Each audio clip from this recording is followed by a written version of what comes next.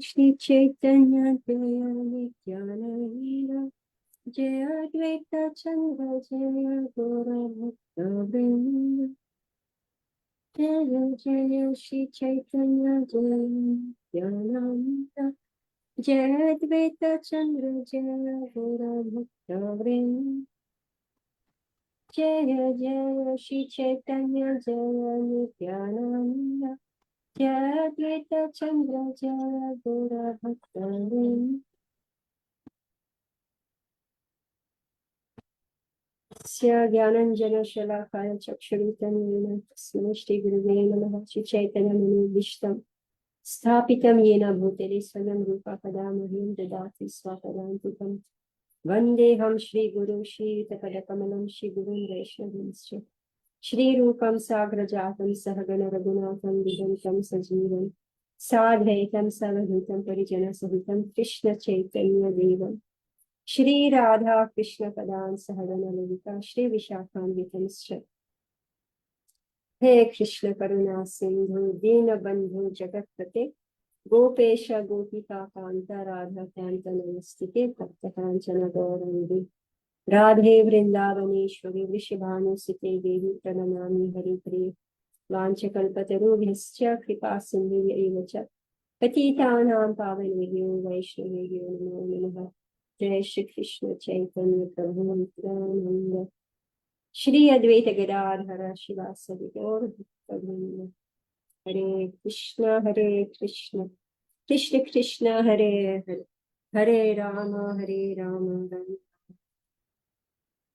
Krishna Krishna Vishyamiti Prabhupada Priya Shigiri Raja Swami Subhadra Vispihari Vichakundani Namo Vishnu Padaya Krishna Vishyamiti Vishmati Bhaktivedanta Swami Nityananda Namaste Saraswati Devi Gauravani Pacharini Nirvishesha Shunyavanti Patsvati Mukham Karoti Vachalam Purvim Langayati Giri Yat Kripatamaham Vande Shri Guru Dina Tarunam Hare Krishna. So welcome back again to our reading on Shri Chaitanya Charitamrita. We are on Adi Lila, chapter 7. Chapter 7, text 114. So this is the discussion on Vedanta Sutra. So Shri Chaitanya Mahaprabhu explaining to the Mayavadi sannyasis, Prakashananda Saraswati and his followers, that Shankaracharya has presented a philosophy, let's say that type of philosophy.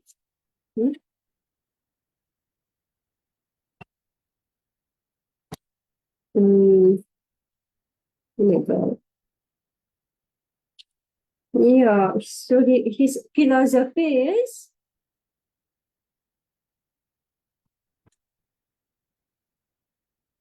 indirect meanings. Sripad Shankaracharya has described all the Vedic literatures in terms of indirect meanings, meaning guna vritti. One who hears such explanation is ruined. Then Mahaprabhu quickly said that, actually Shankaracharya is not at fault.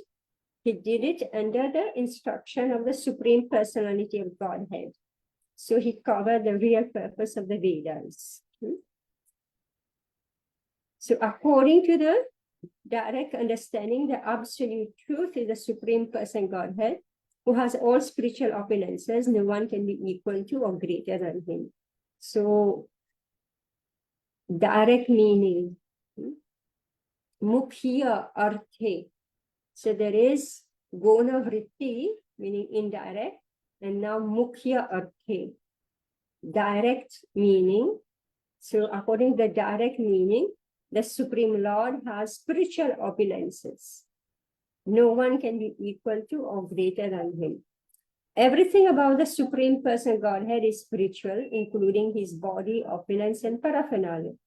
Mayavad philosophy, however, covering his spiritual opulence, advocates the theory of impersonalism, nirakar, tanhara vibhuti deha, sabachit akar. Chit Akar, spiritual form. So we can remember these terms. Chit Akar. Akar means form.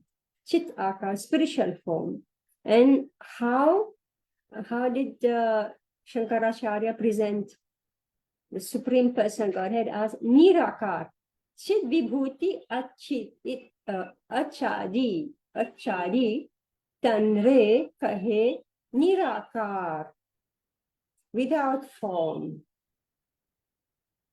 Text 113. The Supreme Person Godhead is full of spiritual potencies. Therefore, his body, name, fame, and entourage are all spiritual. The Mayavadi philosopher, due to ignorance, say that these are all merely transformations of the material mode of goodness. Chit Ananda, spiritual bliss, tell her his personality, Tanra, his sthana, his abode, Parivar, his entourage. Parivar, what's the meaning of Parivar? Family, parivar. Family, yeah. So now we know. So here it says entourage. So we know it means his family. Right? Parivar, Tanre unto him. Kahe, someone says Prakrita, material, Satvera, goodness, Vikar, transformation. So the Supreme Lord is full of spiritual potency. So the problem with the Mayavad philosophy is that they say everything is one. Therefore, potencies finally don't exist. I'm looking for this word.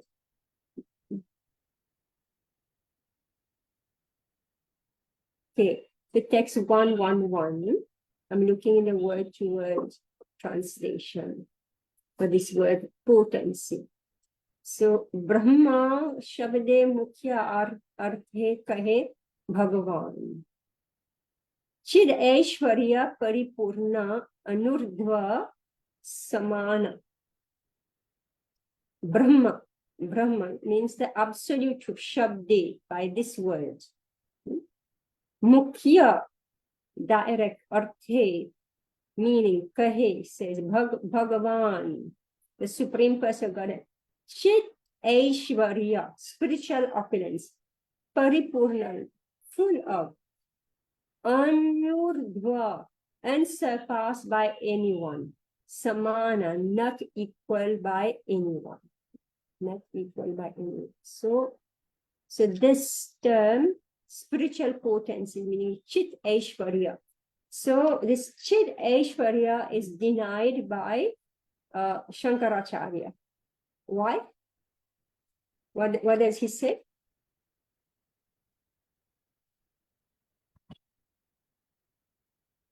Revision. It is revision. That it's simply a transformation of material mode of goodness.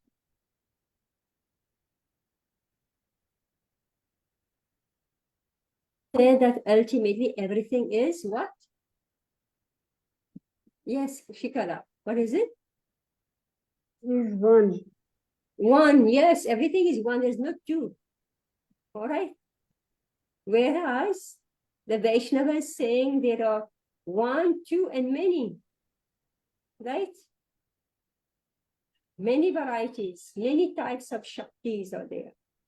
Whereas Shankaracharya said, no, everything is one. He's just stuck on this one. Right? And whatever a great personality says, we all, the common people, accept and follows. So that's how the whole of India followed Shankaracharya's philosophy. So everything is one. Only Prabhupada came and said, no, it's two. Right? Or three. Meaning it's the Supreme, the Ishvara, it's the Jiva, and it's all the potencies, all the different varieties of potencies. Mataji, that means Shankaracharya says that there is nothing beyond material potency. Everything is some or the other form, combination, permutation of the material modes. Nothing beyond that. And Well, we say that there is a material potency and then there is a spiritual potency, which is what we call as chit, whatever, Chiteshwarya. Chiteshwar. Yes, so Shankaracharya, because he has to explain the varieties, right? All of us here, we look different, right? So these are varieties, right? So how will he explain this? So he say, okay, this is just the material manifestation. So beyond matter, everything is one. There's no spiritual potency, right?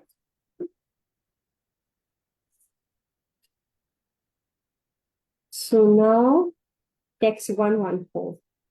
Tandra dosha nahi ten ho agya karidas. Araye shune tara sarvanash. Shankaracharya, who is an incarnation of Lord Shiva, is faultless because he is a servant carrying out the orders of the Lord. But those who follow his Mayavadi philosophy are doomed, sarvanash. They will lose all the advancement in spiritual knowledge. Now, this is very heavy, So let us read to understand what is all this. As it is, we are suffering in this world, right? And then you think, let's make a solution to the suffering. So you're trying to come out and you don't know where to go, right? Here comes one philosophy, say it's all zero. Somebody say, no, it's all one. And then somebody say, no, actually, there's variety, So usually we get caught in the zero or in the one. So it's very difficult to come out from this material world. Purport. Mayavadi philosophers are very proud of exhibiting their Vedanta knowledge through grammatical jugglery. But in the Bhagavad Gita, Lord Shri Krishna certifies that they are Mayaya Paharita Jnana, bereft of real knowledge due to Maya. Maya has two potencies with which to execute her two functions. The Prakshepatmika Shakti, the power to throw the living entities into the ocean of material existence, and the Avaranamika Atmika Shakti, the power to cover the knowledge of the living entity. The function of the Avaranatmika Shakti is explained in the Bhagavad Gita by the word Mayaya Paharita Jnana. So, we are thrown into this material world. So, this is Prakshepatmika Shakti, the power to throw the living entity into the ocean of material. Meaning, what does that mean?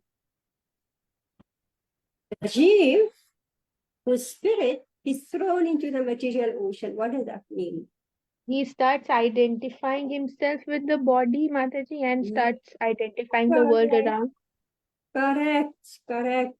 This Jeev gets covered by a material body, meaning the 5 elements, and he starts to believe that he is that body. So he's thrown into matter. The Jeev is thrown into matter. All right. Then next, what happens?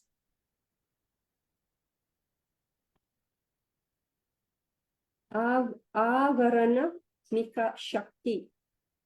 What happens there? Avarana. माया के द्वारा वो ये हो जाए, मतलब शरीर में फिर वो प्रकृति के कांटेक्ट में आके माया से वो उसके ऊपर जीव के ऊपर मतलब शरीर आत्मा पर शरीर का आवरण आ जाता है, कवरिंग आ जाती है. Yeah. And what is that covering? There is already one covering, meaning he develops or she develops a body, or it develops a body of 5 elements, and then what? Grows body. Forgets his spiritual identity. He forgets. He forgets. Illusion. He forgets spirituality. his knowledge is covered. He forgets who he is, and who is he? A part and parcel of Krishna. Of the Supreme Personality. Yes, and also part and parcel of the Supreme Lord, and more. And that he's a servant of the Lord. He forgets. Yes. He forgets who he is. Right? So the function of the avaranatmika Shakti is explained in Bhagavad Gita by the word Mayaya Paharita Jnana, his knowledge is taken away. Why the Devi Maya or illusory energy of Krishna takes away the knowledge of the Mayavadi philosophers?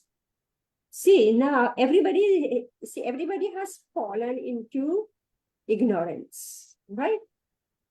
And everybody is trying to come out. So this Jeev is pushed in matter, all right? But because Jeev, his Tatashta Shakti, meaning he's not dead. He has consciousness. And that consciousness develops most when he becomes a human being. And then in the human status also, there are so many stages. So the more he becomes refined in his consciousness as a human being, the more the consciousness becomes refined, the more he wants to get out, because he becomes aware that he is different from the matter and he wants to come out. But here, Prabhupada is explaining that the Mayavadi philosophers, the Mayavadis, they get caught in the knowledge itself. They want to come out, so they want to have knowledge, because they get caught in the Maya of knowledge itself. What's that? Mayaya Paharita Jnana. So why the Devi Shakti? Which verse is that? Devi Maya. Yesha Gunmayi Maya Duratya. That one. Yeah. Yes. So every Jeev is caught in this Devi Maya of the Supreme Lord. Illusory energy takes away the knowledge of the Mayavadi philosophers. Not everybody, but the Mayavadi philosophers. So why? Oh my God. So let's read again. Why the Devi Maya or illusory energy of Krishna takes away the knowledge of the Mayavadi philosophers is also explained in the Bhagavad Gita by the use of the words what? Which words? Ashuram bhavam ashrita refers to the person who does not agree to the existence of it. So those who do not agree to the existence of the Lord, what are they? Asura. Asura. Asuram bhavam ashritaha. They asur, their nature, they have taken shelter of the mood of asuras. In fact, I think in the purport of Bhagavad Gita for this one, Srila Prabhupada writes that the one who does not surrender to Krishna is an asura. Okay. There he writes, he doesn't surrender. Okay, now, the Mayavadis who are not in agreement with the existence of the Lord can be classified in two groups, exemplified by the impersonalist Shankarites of Varanasi and the Buddhist of Sharanatha. Okay, so now those who are, let's read it again. The Mayavadis who are not in agreement with the existence of the Lord, meaning that the Lord doesn't exist. So there are two groups. There are the impersonalist Shankaracharya Varanasi, okay, and then there are the Buddhists of Sharanath. Both groups are Mayavadis, and Krishna takes away their knowledge due to their atheistic philosophies. Neither group agrees to accept the existence of a personal God. The Buddhist philosophers clearly deny both the soul and God, and although the Shankaras do not openly deny God, they say that the absolute is nirakara or formless. Thus, both the Buddhists and the Shankaras are avishuddha buddhaya, or imperfect and unclean in their knowledge and intelligence. Okay, so who are the two types of Mayavadis? We are learning here. Prabhupada is telling us. Who are they? What these two classes? Varanasi के शंकरवाद और बौद्ध के सारनाथ के Buddhist. Yep. So the Shankarites, where's the seat? Where? The seat, where's the seat? Varanasi. Varanasi, Varanasi. right? And the board? Sharanartha. What's the difference between the two? One Hmm. do not believe in both the God, the soul, as well as the God, and the other accepts the soul but does not accept the form of the God. And they say that the absolute is formless. Okay, Niraka. Okay. The most prominent Mayavadi scholar, Sadananda Yogindra, has written a book called Vedanta Sar, in which he expounds the philosophy of Shankaracharya, and all the followers of Shankara's philosophy attribute great importance to his statements. In this Vedanta Sar, Sadananda Yogindra defines Brahman as Sachidananda combined with knowledge and without duality. And he defines ignorance, Jar, as knowledge distinct from that of Sat and Asat.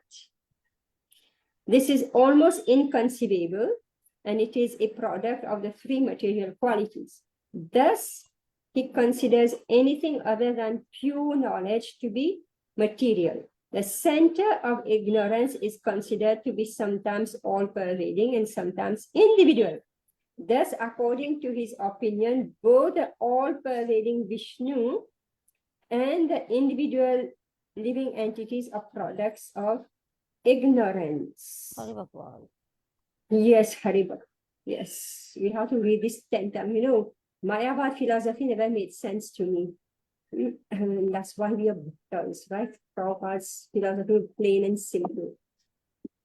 Okay, let's read again. In simple language, now Prabhupada, what you say, Hare Bhagwan, now Prabhupada is going to decipher what he's saying. In simple language, it is the opinion of Sadananda Yogindra. So the other paragraph was complicated language, word jugglery, right? So now in simple language, it is the opinion of Sadananda Yogindra that since everything is Nirakar, formless, the conception of Vishnu and the conception of the individual soul are both products of ignorance. He also explained that the Vishuddha Sattva conception of the Vaishnavas is nothing but pradhan, or the chief principle of creation. He maintains that when all-pervading knowledge is contaminated by the Vishuddha Sattva, which consists of a transformation of the quality of goodness, there arises the conception of the Supreme Person Godhead, who is the omnipotent, omniscient, supreme ruler, the super soul, the cause of all causes, the supreme Ishvara, etc. According to Sadananda Yogindra, because Ishvara, the supreme Lord, is the reservoir of all ignorance, he may be called Sarvagya or omniscient. But one who denies the existence of the omnipotent supreme person Godhead is more than Ishvara or the Lord. His conclusion, therefore, is that the supreme person Godhead Ishvara is a transformation of material ignorance, and that the living entity Jiva is covered by ignorance. Thus, he described both collective and individual existence in darkness. According to Mayavadi philosophers, the Vaishnava conception of the Lord as the Supreme Person Godhead and of the Jiva or individual soul as his eternal servant is a manifestation of ignorance. If we accept the judgment of Lord Krishna in the Bhagavad Gita, however, the Mayavadis ought to be considered Mayaya Parita Jnana, or bereft of all knowledge, because they do not recognize the existence of the Supreme Person Godhead, or they claim that his existence is a product of material conception, Maya. These are the characteristics of Asuras demons. All right. You know, if you're going to sit among Mayavadis. All right? If we are going to sit among Mayavadis, and we are poor innocent people, we don't have much knowledge, we are striving to understand what they are saying, we can't figure it out. But if we sit among them, they will influence us to accept their version. Because of the simple fact that we are already covered jivas, right? We just read that the knowledge of the jiva is covered, right? And it's like we are already covered.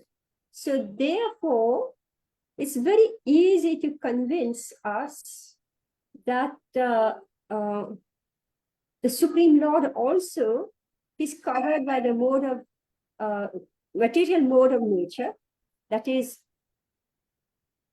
Sattva Guna. He's covered by Sattva Guna.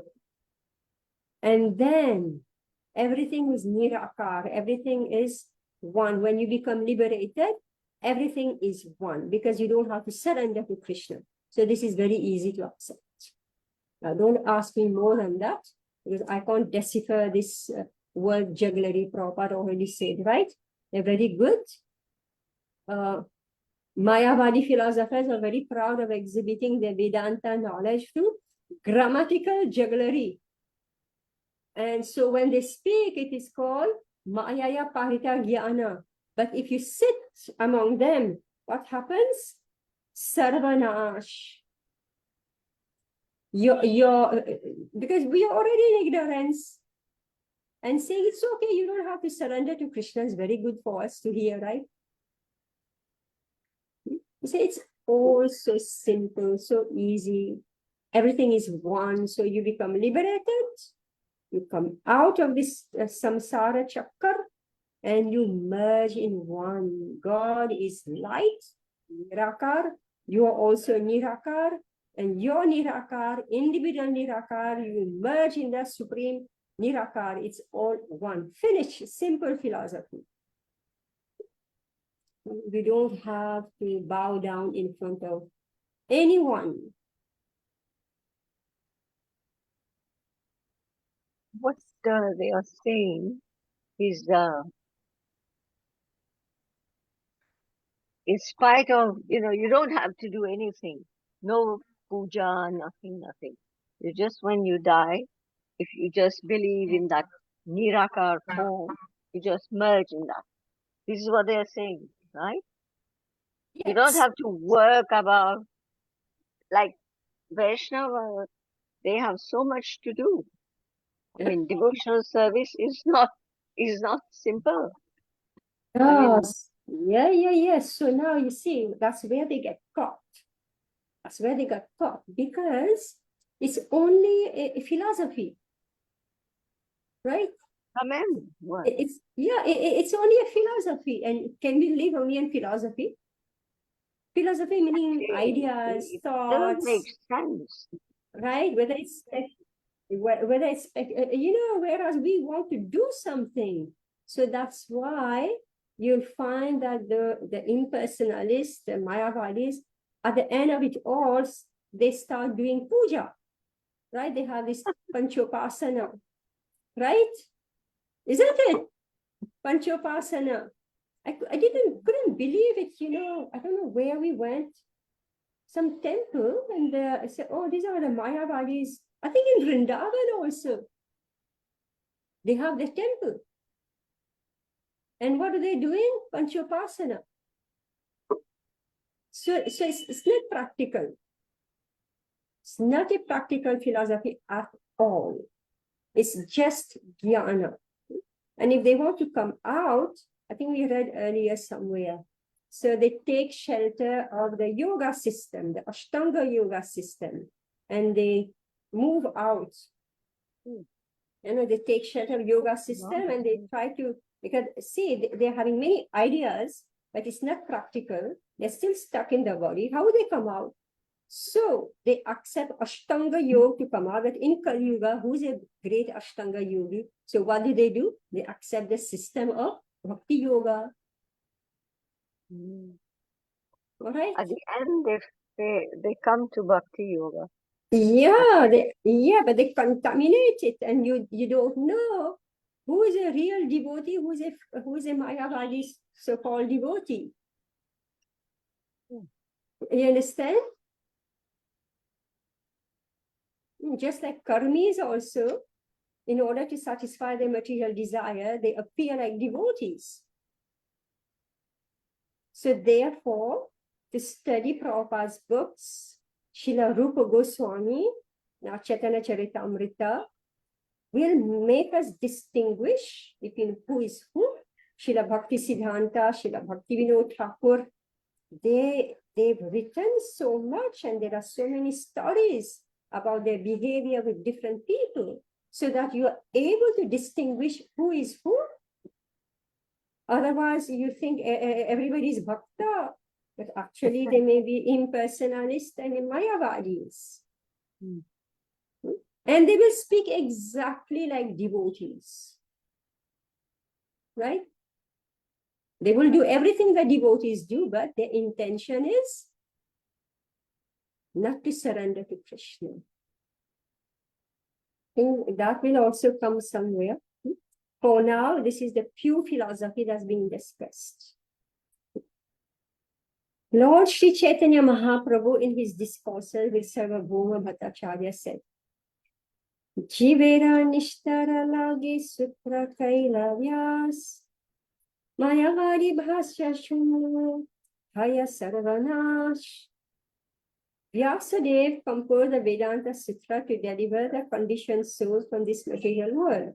But Shankaracharya, by presenting the Vedanta Sutra in his own way, has clearly done a great disservice to the human society. For one who follows his Mayavad philosophy is doomed. In the Vedanta Sutra, devotional service is clearly indicated. But the Mayavadi philosophers refuse to accept the spiritual body of the Supreme Absolute Truth, and refuse to accept that the living entity has an individual existence separate from that of the Supreme Law. Thus, they have created atheistic havoc all over the world. For such a conclusion is against the very nature of the transcendental process of pure devotional service. The Mayavadi philosophers' unrealizable ambitions, that's what we are saying, unrealizable ambition to become one with the Supreme through denying the existence of the Supreme Person Godhead results in a most calamitous misrepresentation of spiritual knowledge, and one who follows this philosophy is doomed to remain perpetually in the material world. Meaning that if you follow this philosophy, however much you may try, finally you'll just remain in this world. You're not going to become liberated. So it's unrealizable ambition. So you set on a path, and what's your path? You want to believe that you will become God. So it's an unrealizable ambition. So one who follows this philosophy is doomed to remain perpetually in this material world. Therefore, the Mayavadis are called Avishuddha Buddhaya, or unclean in knowledge. Their Buddha, their knowledge is Avishuddha, not clean, not shuddh, not pure.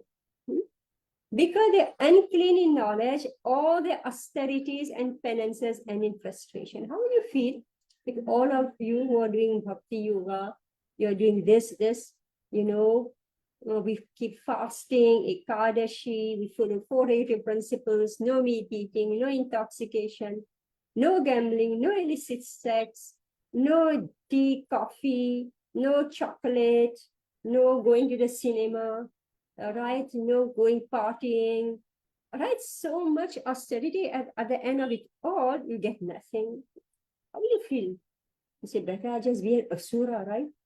Let me enjoy this material world. At least I'm getting something, Whereas with all your austerities and penances, you get nothing.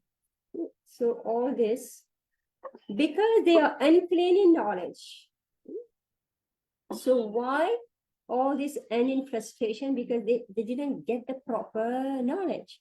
Thus, although they may be honored at first, my God, thus, although they may be honored at first as very learned scholars, ultimately they descend to physical activities of politics, social work, etc. That's what we're saying. All right. So, okay, they're great, scholars, great gyanis, but finally, where do they end up? They start opening all types of social work. Or they get into politics because they're bored. Instead of becoming one with the Supreme Lord, they again become one with these material activities. This is explained in Srimad Bhagavatam 10.2.32.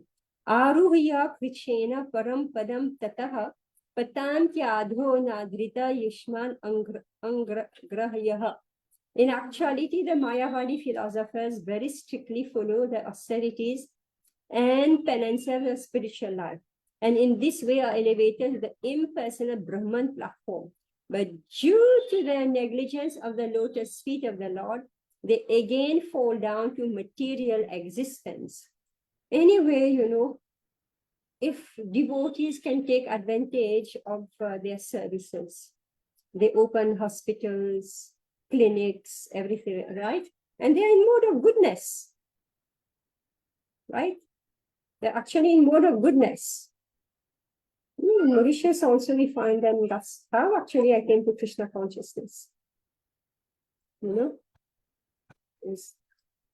was going there, I was doing yoga, I was taking their medicine, and I felt good because they were in mode of goodness.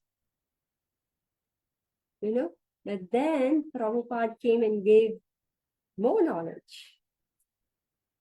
So their followers became followers of bhakti.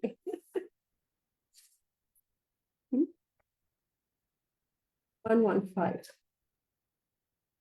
Prakritya kariyamane Vishnu kalevara Vishnu nindaranahi ihara upar. One who considers the transcendental body of Lord Vishnu to be made of material nature is the greatest offender at the lotus feet of the Lord. There is no greater blasphemy against the Supreme Personality of Godhead.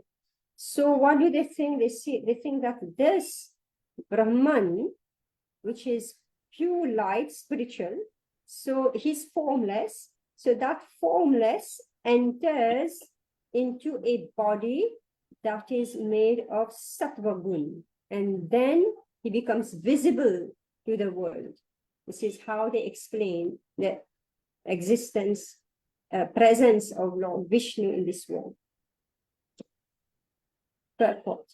Sri Bhakti Siddhanta Saraswati Goswami explained that the variegated personal feature of the absolute truth is the Vishnu Tattva, and that the material energy which creates this cosmic manifestation, the energy of Lord Vishnu. Now you have to listen very carefully, and pen and paper and everything. Okay. So now Srila Bhakti Siddhanta is going to elucidate all these mysterious words for us. So first thing, so the variegated personal feature, what does that mean? Variegated personal feature of the absolute truth. What does that mean? See, we don't want to just read words. The different forms of the Lord. Yeah. So Brahman, Atma, and Bhagwan. That is what it means. yeah, variegated. Personal feature of the absolute truth. Variegated. It is the That means various forms of the Lord. Narsimha Dev, Ram, all the that. different avatars. Dashavatar. Vishnu, Shankarshan. Yeah. Yes. Yeah, you're giving me the names, but I'm asking a word, an English word here. What is the meaning of variegated? Anybody has a dictionary?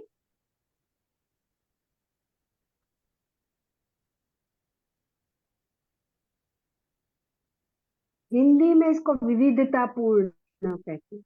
It's written विविधता पूर्ण. Multifarious in Kannada. Multi है, हाँ. Okay. Which means Color 40. अलग अलग अवतारों में जो आते हैं वो Diverse. One place it's saying diverse, marked by variety. okay, all right. Okay, marked by variety. Okay. So whereas Mayavadi, what are they saying? That it has no What? variety. It is formless. It is just one. One. Okay. I just want one word. Mayavadi is saying everything is one. Whereas the Vaishnava is saying what? Diverse. Diverse, multiple. All right. And at the same time, it is one. That one has so many diversities.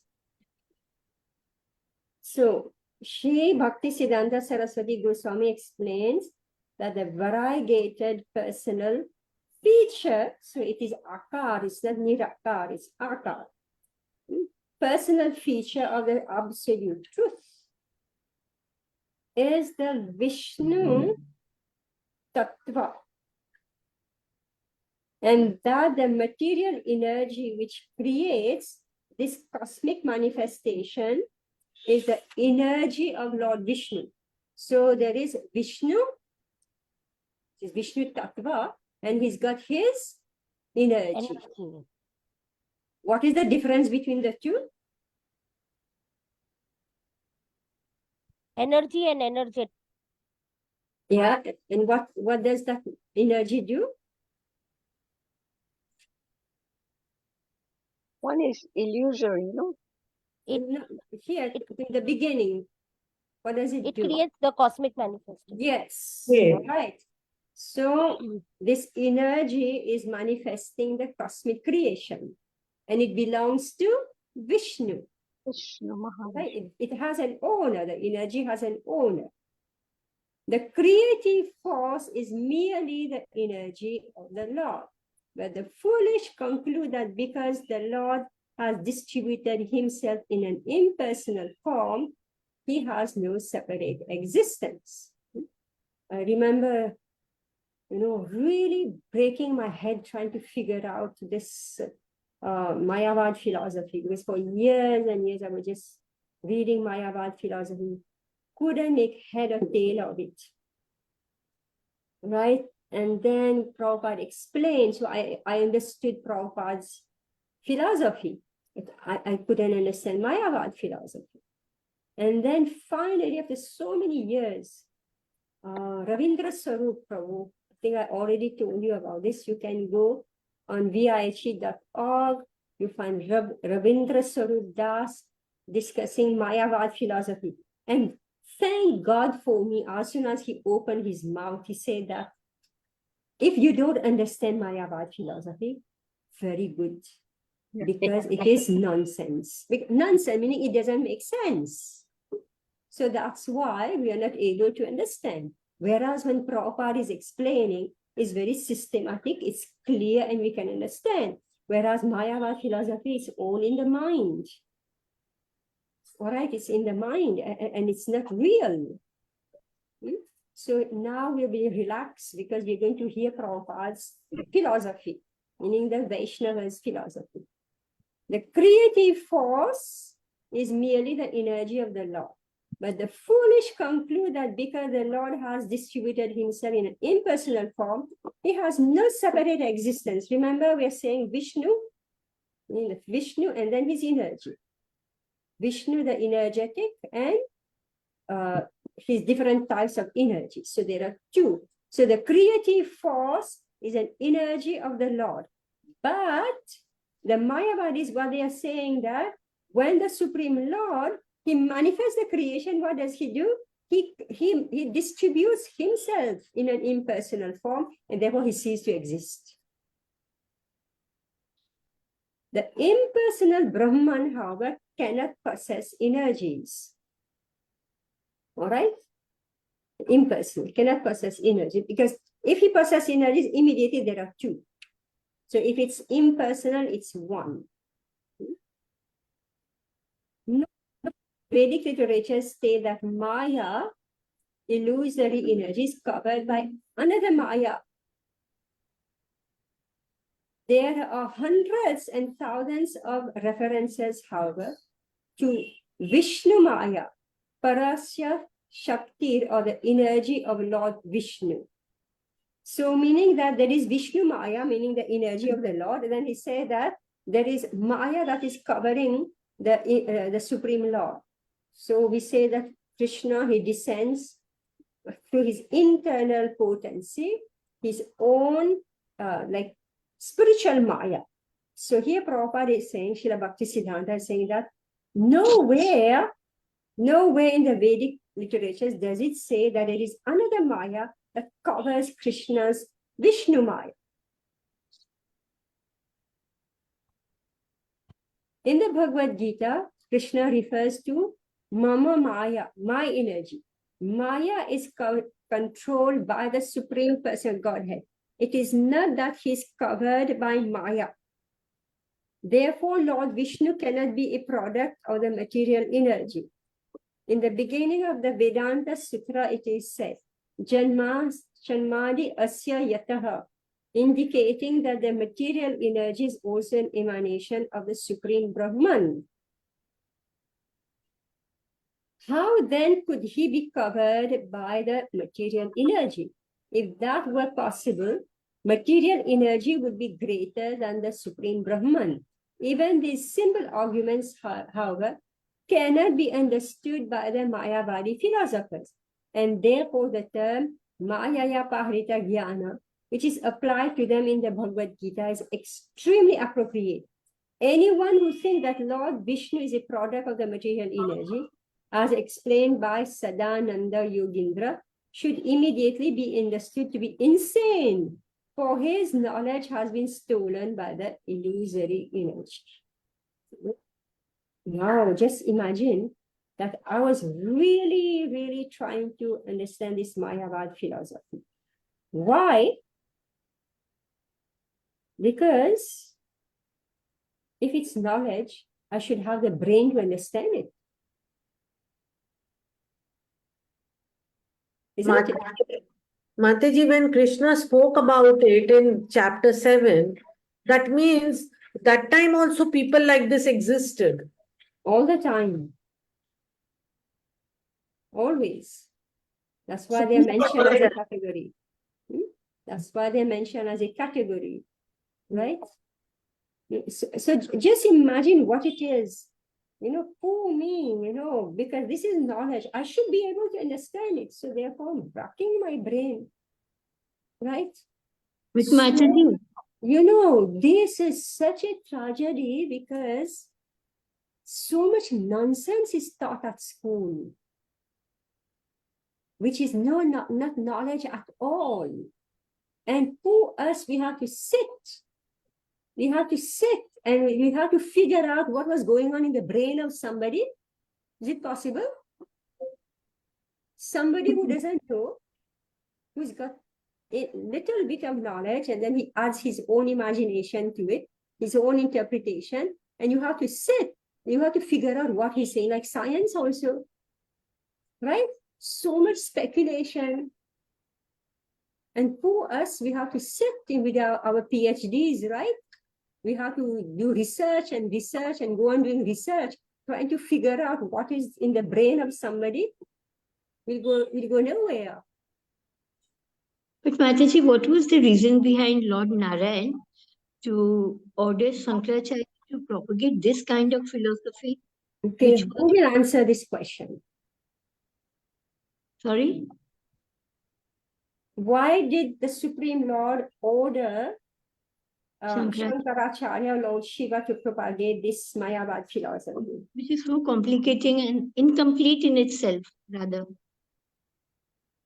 So, Why? Mata, at that time, the Buddhist Lord Buddha had and propagated Buddhism, where he had to bring about ahimsa. He had said that he went rather than telling the people they were so degraded, they would not have accepted directly what Lord Buddha had to say. So he said, okay, ignore the Vedas. There is no such thing as the Vedas. There is no such thing as the soul. And thus you have to ignore the Vedas. So in the Vedas, it is said about all this animal killing. So you must stop the sacrifices. So that was that age. So after that, so the Vedas have now been declined, not accepted by the people who are following Lord Buddha. Now to bring back the Vedas, this Shankaracharya came. That was my understanding, Mataji. Yes, so see, the thing is that whoever has taken birth in this material has a natural disinclination to serve the Supreme Lord, right? And when we come here, we create all types of chaos. And it's such a task for the Supreme Lord. So so it's like one calamity happens, and then you use another calamity, you create another calamity in order to displace this one calamity. Everybody knows this coronavirus came. What did we do? Everybody took that vaccine, right?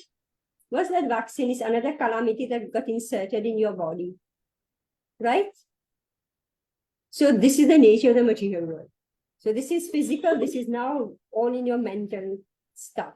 How you're going to live your life? What will be your beliefs?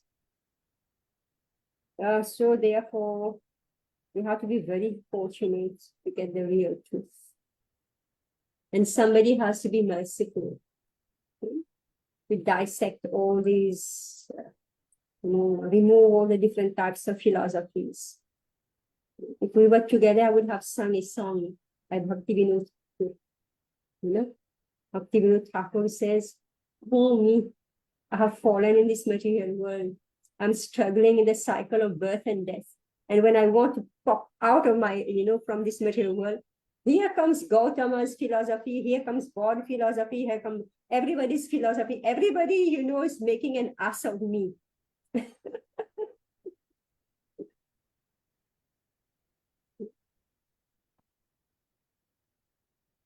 So anyway, all of us small people who, are lost in this huge ocean of material birth and death, by good luck, by extreme good luck, Shri Chaitanya Mahaprabhu's mercy, and because all of you are taking the trouble to read, right?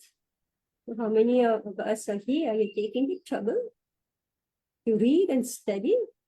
How many people are reading all this? Less than a handful of people. Therefore, they don't know. Let's complete this. Lord Vishnu cannot be placed within the category of the demigods. Those who are actually bewildered by the Mayavad philosophy and are still in the darkness of ignorance consider Lord Vishnu to be a demigod. Now, another thing now. So they say he's a demigod. In defiance of the Rig Vedic mantra, Om Tad Vishnu Paramam Padam. Vishnu is always in a superior position. This mantra is confirmed in the Bhagavad Gita. So this is Paramam Padam. Superior position. Mat Parataram Nanya. There is no truth superior to Lord Krishna or Vishnu. Thus, only those whose knowledge has been bewildered consider Lord Vishnu to be a demigod, and therefore suggest that one may worship either Lord Vishnu, Kali, Durga, or whoever one likes and achieve the same result. Remember Panchopasana? This is an ignorant conclusion that is not accepted in the Bhagavad Gita, which distinctly says, Yanti Deva Vrata Devan Yanti Madhyajino Pimam. The worshippers of the demigods will be promoted to the respective planets of the demigods. But devotees of the Supreme Lord will go back home, back to Godhead. You know, these Vedas, they're like Kamdenu. Kamdenu means what you want, you'll find there. So whatever you want, if you want to find Krishna, you'll find Krishna. If you want to find Buddhism, you'll find Buddhism. If you want to find Shankaracharya philosophy, you will find Shankara philosophy. And if you want to find, you know, the scientist Charvak philosophy, you'll find it there. Whatever you're looking for, you'll find in the Vedas. So it's your good luck. You know, it's completely like your good luck if you come on the right conclusion. So that's why everybody will quote from the Vedas.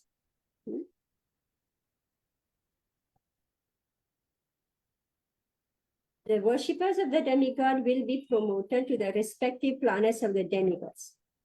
But devotees of the Supreme Lord will go back home, back to Godhead. See, the same Bhagavad Gita, exact same Bhagavad Gita.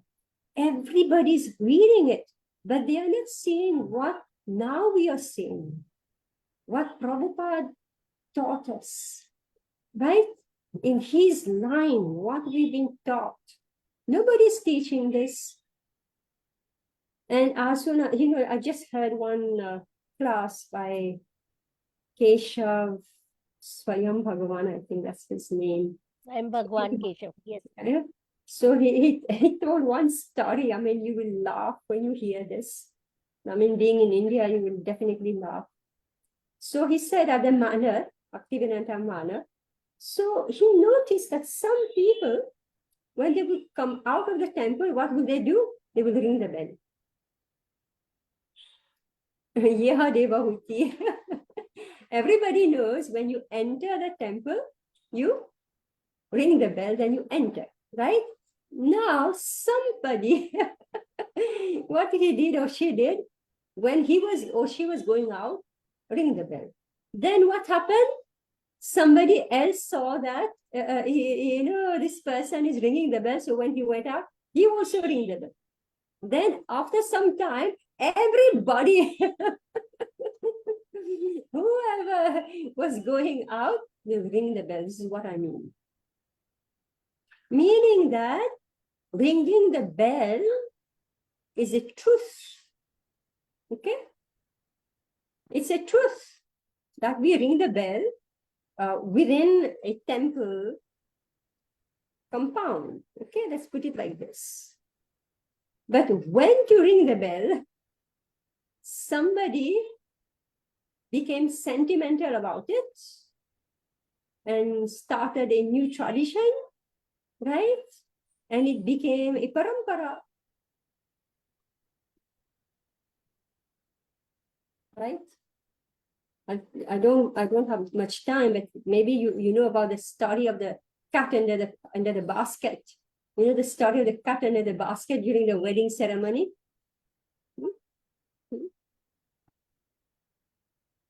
So there was a wedding ceremony and there was a cat that was being a nuisance. So the mother, what she did, she took a basket and she overturned the basket over the cat. All right.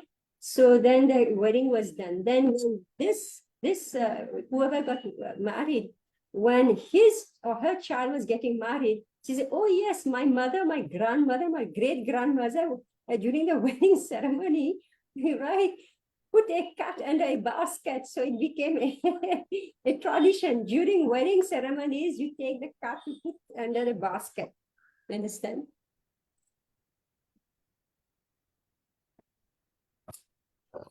So everybody, all of us, we read the Bhagavad Gita, but everybody cook up their own meaning. So Prabhupada had to, you know, straighten it up and tell us what is proper. Unfortunately, especially in Kali Yuga, this is how we think. Lord Krishna explains very clearly in the Bhagavad Gita. Just give me 1 minute. Somebody want to read me.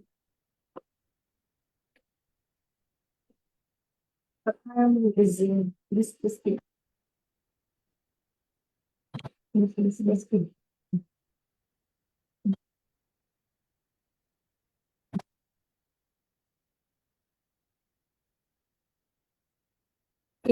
So let's read. The worshippers of the demigods will be promoted to the respective planets of the demigods. What's that saying? All paths lead to Rome. And that other one? Yatomat Tatopat? Is it? What's that? Jotomot Totopot. Okay. All right. So it's okay. Everybody has their own way of doing things. It's okay. My opinion, your opinion. Everybody has a right to their opinion, and everybody will reach the goal. What's that? All roads lead to Rome. And here Prabhupada had to drill it into our head. No, it's not true. If you buy a ticket to go to Golok Vrindavan, you will get to Golok Vrindavan. If you buy a ticket to Moon Planet, you will go to Moon Planet. If you buy a ticket to go to Calcutta, you won't land up in Delhi, right? Plain, simple logic. The Prabhupada had to remove all this kachra, from our brains. The worshippers of the demigods will be promoted to the respective planets of the demigods. The devotees of the Supreme Lord will go back home, back to Godhead. Lord Krishna explained very clearly in the Bhagavad Gita 7.14 that his material energy is very difficult to overcome. Devi Esha Gunamai Mama Maya Duratyaya.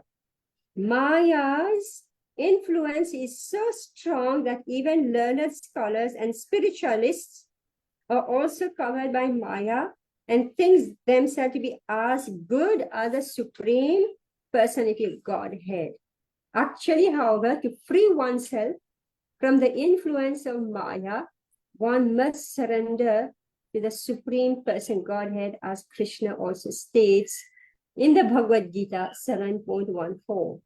Mam eva ye prapadyante mayan etan taranchite.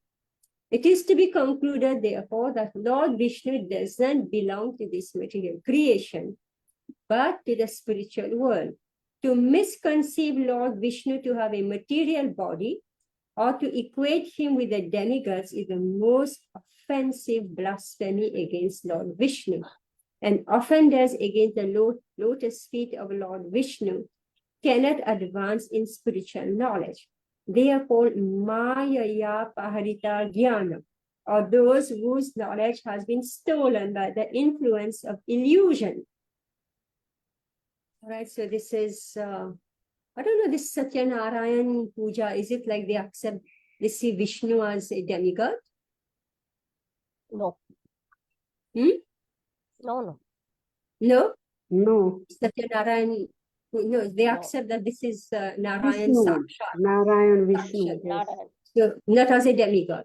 No. No way. No, Okay. no. It is with Shaligram. Satyanarayan, if done correctly, it is with Shaligram. There is no way Right. of taking Okay, him as okay. demigod. All right. So, but Devalaya, in India there are many Devalaya, and Vishnu also is one of the Devas. All right. One who thinks there is a difference between Lord Vishnu's body and his soul dwells in the darkest region of ignorance. Why? Why is that an absurd proposition that the body of Vishnu and himself is different? Why this is an abominable suggestion and a nonsensical suggestion? Because both are spiritual. How can they be different? That Yeah.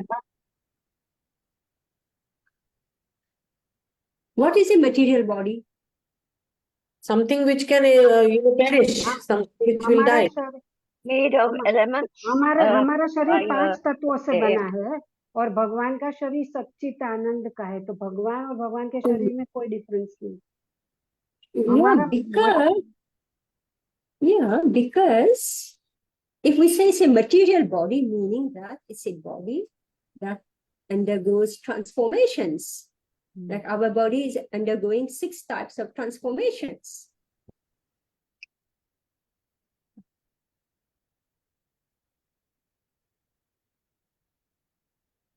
What happened? Mataji, I think her line dropped. She got frozen. Understood.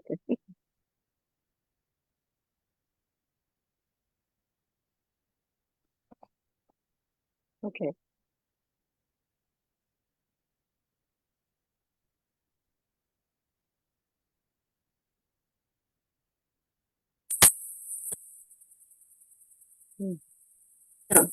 Yeah, so meaning that the body, material body means that it undergoes types of transformation, meaning that it is growing and it is dwindling, it is growing, it is dwindling, it is decaying, and then it dies. This is what it means that you have a material body, right? So meaning it's a body that we discard.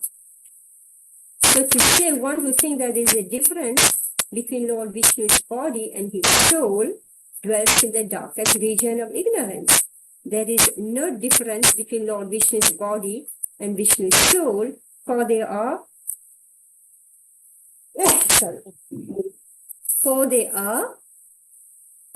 Advaya Jnanam, one knowledge,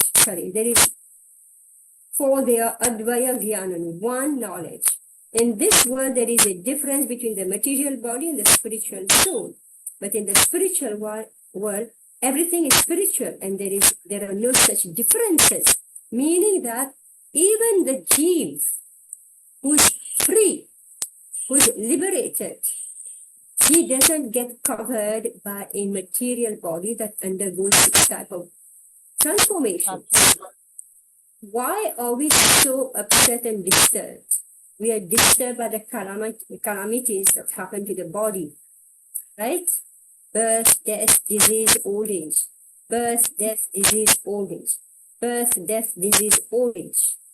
Right? It's going on and on and on and on, unending. And then you find yourself in this situation, then you change the situation, you enter another situation, you change that one, you go another situation. Millions and millions of different situations, and there is no respite. There's just no respite. You thought that was bad. Then you get into the worst one, and now it's good. Then suddenly your good, comfortable situation gets blasted by a bomb, right? So, meaning there is no respite. So, when we are coming out from this material world, we want a stable situation where there is no change. So if the soul can reach such a state of non-changing, right? Can we say that the Supreme Lord also undergo changes? Then he'll be just like me. He'll be just like me, but he's not.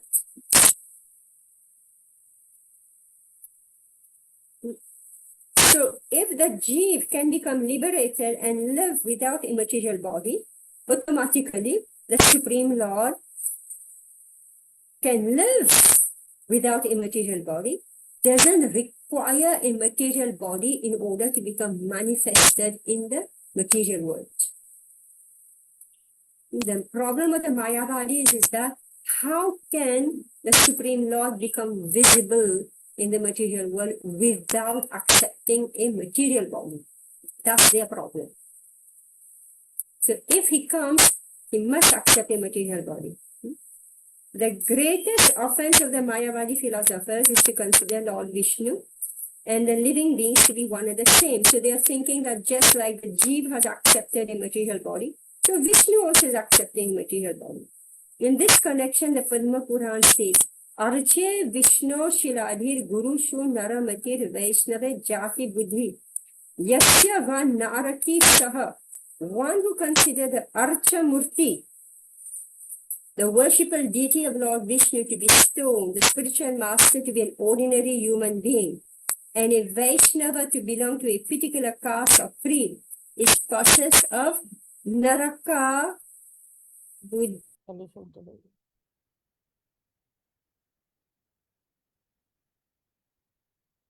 One who follows such conclusion is doomed.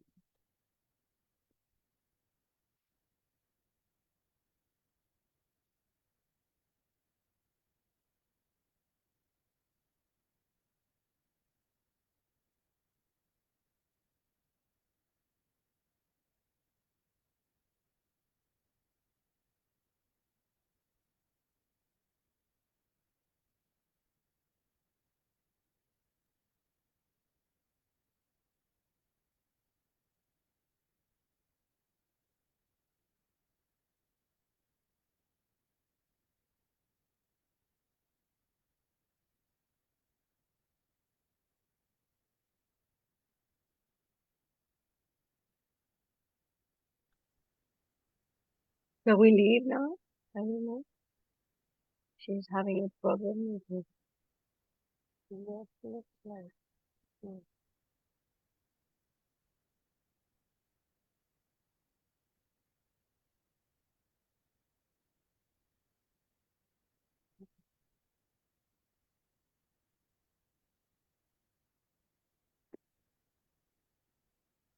Mataji. For some reason, I'm getting disconnected. Hmm. Yeah, so we will study more. We will study more.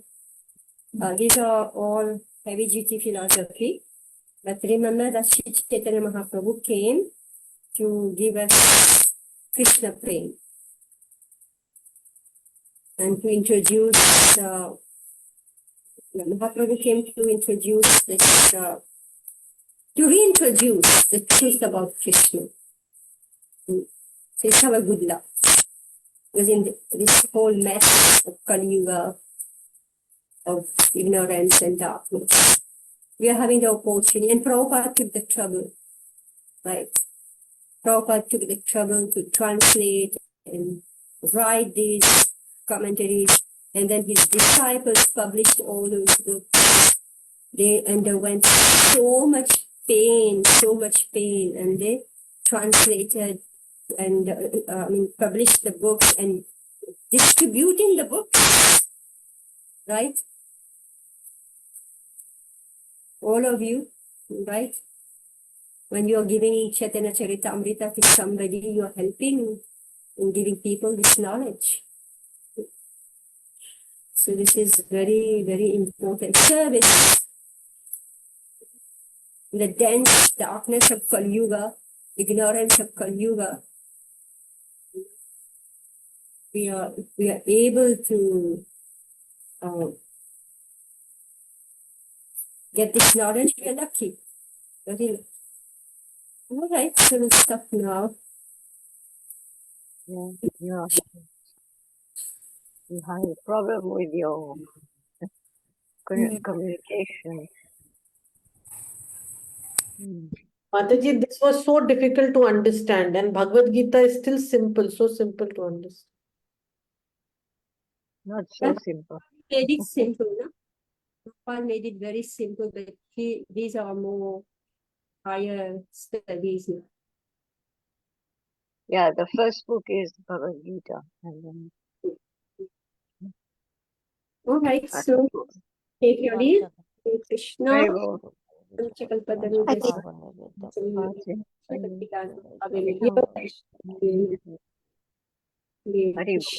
Thank you. Hare Krishna. Hare Krishna. Hare Krishna. Thank you, Mataji. Krishna.